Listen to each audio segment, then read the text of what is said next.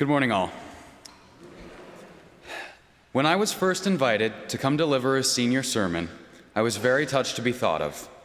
Asbury First is such a loving, welcoming, and warm community, and to have that in my life, I am very grateful. So to start, thank you, Mike, back there, for giving me this opportunity to speak today, and thank you all for creating this wonderful congregation we have. My faith is an important part of my identity. I am a Christian. I am a C, I am a CH, you know the rest. While that is probably pretty obvious to you all, either because you know me or you are able to intuit that by my place here in the pulpit, it's important to mention because it's not obvious to everybody. I say it's not obvious because many people have vastly different ideas about what a Christian looks like. For many, I don't exactly fit that depiction. And for the longest time, I felt as though I didn't quite fit that depiction either. To give you an idea of what I mean, firstly, I haven't been baptized yet. It just didn't happen when I was a kid, and I'm still working up the courage to make that commitment. Secondly, I'm bisexual, something that a lot of people struggle to understand and accept, and something that I'm still working on being comfortable sharing. I have also been known to drop the occasional bad word here and there, but it's okay. These things have all taught me different ideas about faith, from patience to humility to recognizing that we all have room to grow and learn. They also make my faith journey uniquely mine. I am by no means a picture-perfect Christian, but one thing that Asbury First has taught me is that not only is there no such thing as a perfect Christian, but that this is a beautiful fact. I am still trying to become more involved here with the activities at Asbury, only able to make it for the odd Sunday or for VBS, but Mike reached out to me just the same. I know that I am just as loved and as wanted as any other person here. This is what the heart of our religion really is. We are all people loved equally yet uniquely in God's eyes, and we are all empowered to serve God however we see fit. This was an idea that really helped me figure out who I was and who I wanted to be. I'm not really familiar with a lot of scripture, but my mom gave me a bracelet, an elastic band subtly inscribed with a reference to Philippians 4:13. I can do all things through Christ who strengthens me. I love this quote because of how simply it describes my connection to God. No strings attached.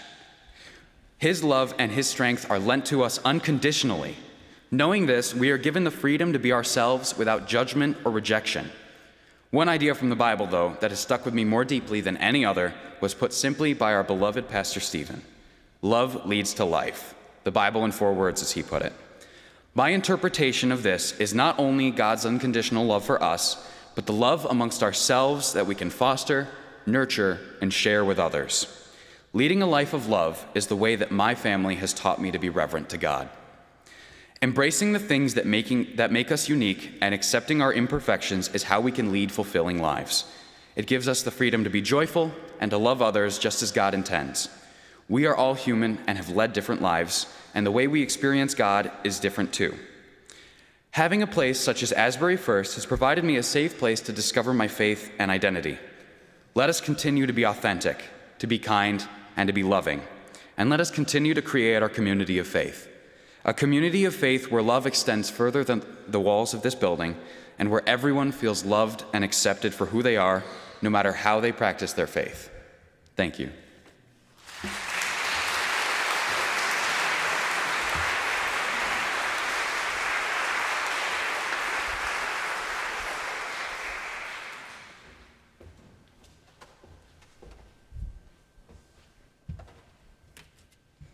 Good morning. My name is Keely Schaefer.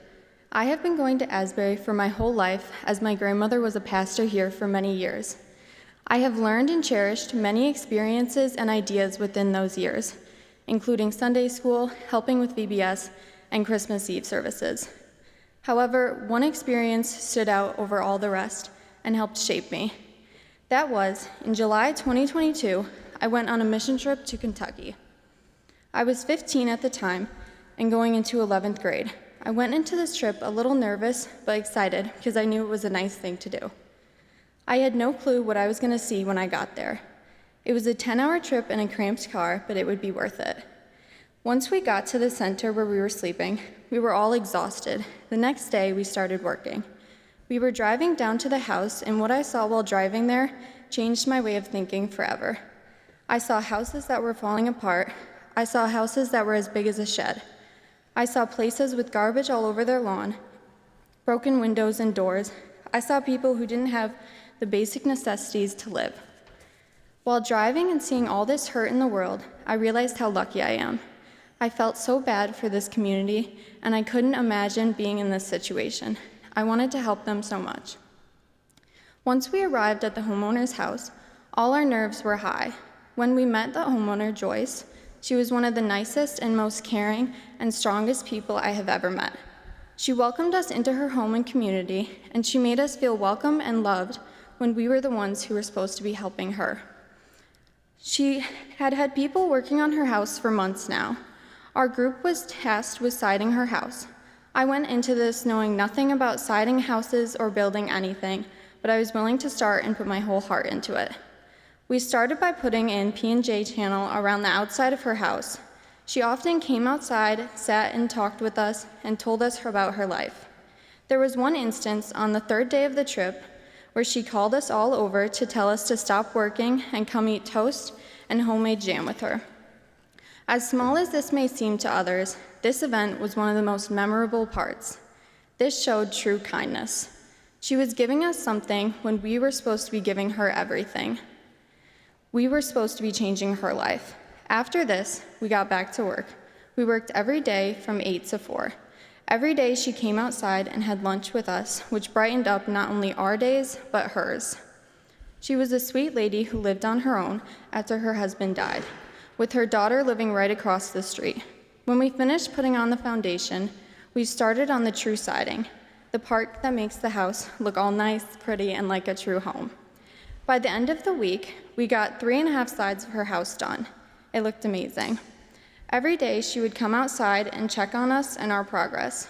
Once she saw multiple sides of her house completed, it almost caused her to cry tears of pure joy, gratitude, and amazement. This truly touched my heart. It made me realize how seemingly small things can make such a big difference. Before we left her house for the day, my mom and I stopped inside and told her how much we appreciated getting to know her and how this was a true gift to us. Her kindness and strength through all this adversity has changed my life forever. This reinforced my belief and the belief of Asbury that kindness matters. This experience expanded my faith with God, love, and family. Thank you.